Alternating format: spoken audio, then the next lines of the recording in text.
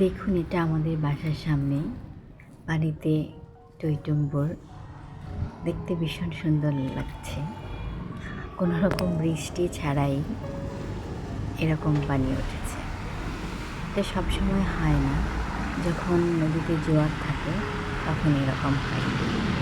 নদীর সাথে সাগরের সংযোগ আছে, সাগরের সাথে নদী।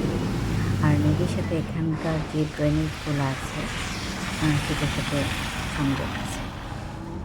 আমাদের বাসার সামনে যে ড্রেন আছে সবার পাশে, যখন জোয়ার আসে, জোয়ারের পানিতে এগুলা এরকম পানি উঠে ভরে যায়। যখন আবার জোয়ার নেমে যায়, ভাটা আসে, তখন আবার সব ঠিক হয়ে যায়। এটা সবসময় হয় না, মাঝে মধ্যে যখন পূর্ণিমা কিংবা অমাবস্যার সময় এরকমটা মাঝে মধ্যে হয়।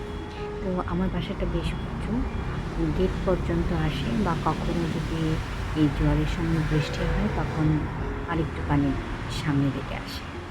এই যে সামনে দেখতে পাচ্ছেন সাদা গাড়িটা, এটা আমার বাসার অপোজিটের বাড়িটা। তাদের বাসাটা একটু নিচা, একেবারে তাদের আমার মনে হয় যে একেবারে ঘরের যে মেন গেট ওই পর্যন্ত পানি উঠে যায়। আর আমাদের এই যে গাড়ি দেখতে পাচ্ছেন, গাড়ির এই পাশ পর্যন্ত পানি এসেছে। এই পাশে আরেকটা গেট আছে।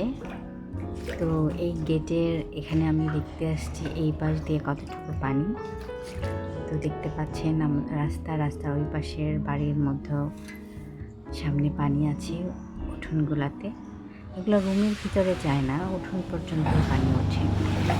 যদি বেশি বৃষ্টি হয় তাহলে একবারে রুমের সামনে পর্যন্ত কোনো বৃষ্টি ছাড়াই এরকম হয়।